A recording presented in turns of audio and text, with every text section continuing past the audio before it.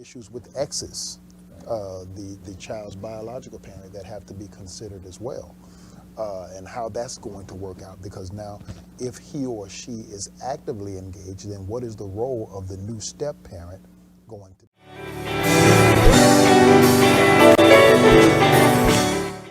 As you can see, I have a very exciting cast. I am so excited about this cast. And today we're talking about blended families. And so Pastor and John and I, we've been talking about, even with Pastor Adams, for several weeks and in anticipation for this day. And just to talk about the three different perspectives that we initially thought for this particular show is that the dynamics of the blended family in terms of marriage, right? Which is, and divorce, which is how, Pastor Adams, his perspective was on this show. Me, I am was a foster child growing up. And so essentially I came into a family with two parents, two non-biological parents that had other foster children in the home as well. Absolutely. So we were all blended from all over the place. Everybody had that experience. And this perspective that we're going to talk about today and a little bit more focused in the absence of Pastor Adam is really the blended family where there's pre-children or children already with each of the spouses prior to coming into the relationship as a marriage and forming a blended family. Absolutely. So what we always do is we try to keep it just so, the charisma going on. We don't want to have super scripted. We have questions to guide the conversation to make sure that we're on topic and that you're getting the most out of it. But definitely don't forget to comment. Don't forget to, to like this if it's something that you're enjoying. At the same time, leave comments. We want to know. We want to know that we're actually putting together something that is going to benefit the culture. Pastor John, you ran some stats down about blended families earlier in service. You want to talk to us about that? As a matter of fact, just the one, which is the major stat, is that of the family growth models in America right now, family growth models meaning the nuclear family, which is the traditional family between a husband and a wife and their biological children. Then you've got a step family, obviously, where there is a non-biological family member that is included in the family in some way, shape, or form. And then you've got grandparent-led families and all of those kinds of things. The blended family is the model of family that is growing the fastest in America.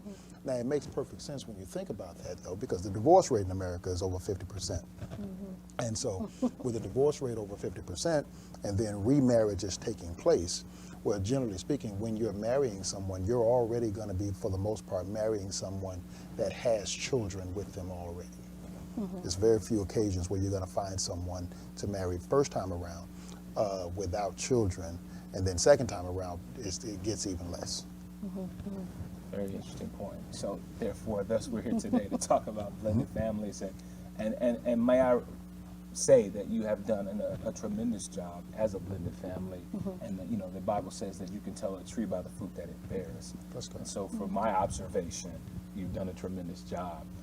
The first question that we had was, what is a blended family? Yeah. Right. And so essentially, and we've kind of given three different models, and there's more. There's more. Right. We won't be able to cover count them all. Non-biological, essentially siblings, in terms of is what I think we deem the blended family is, or one aspect of the blended family. And then we went on to talk about what are some of the things to make a blended family. What are some of the things to consider for spouses to approach coming together as a blended family? Oh, wow. There are so many. There are so many.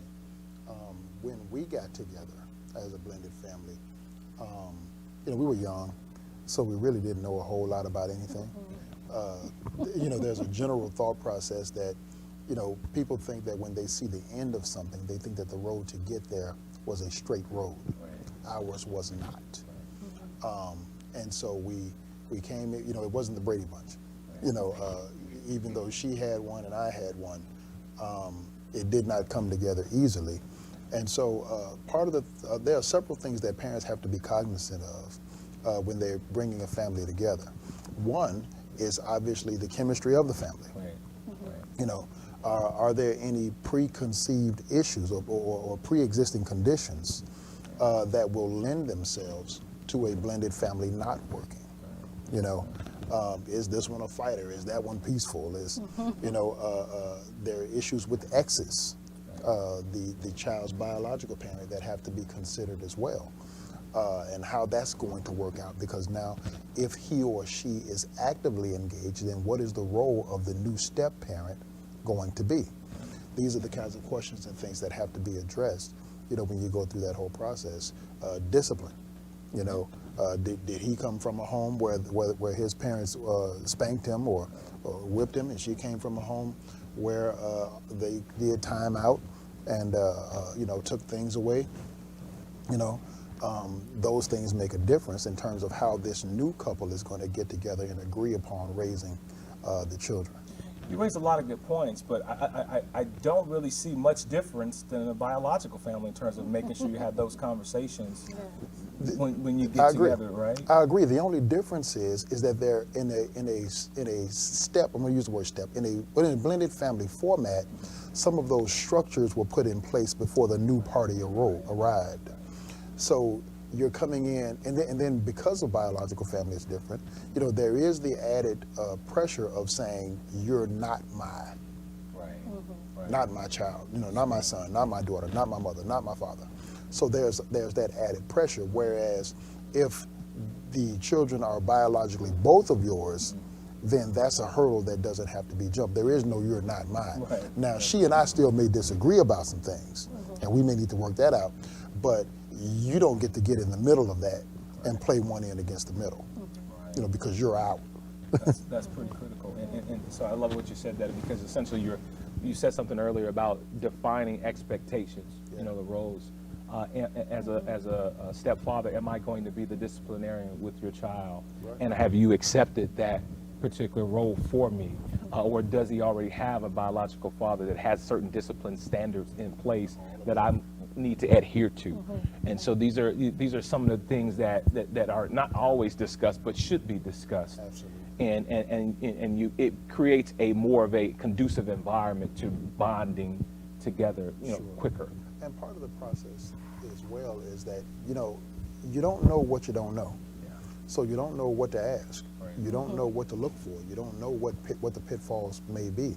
Oh, we got along well when we were dating.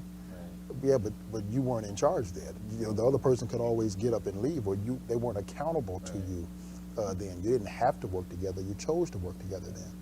But now that you're in a marriage situation where now that was separated is now coming together to form one, it's a completely different dynamic.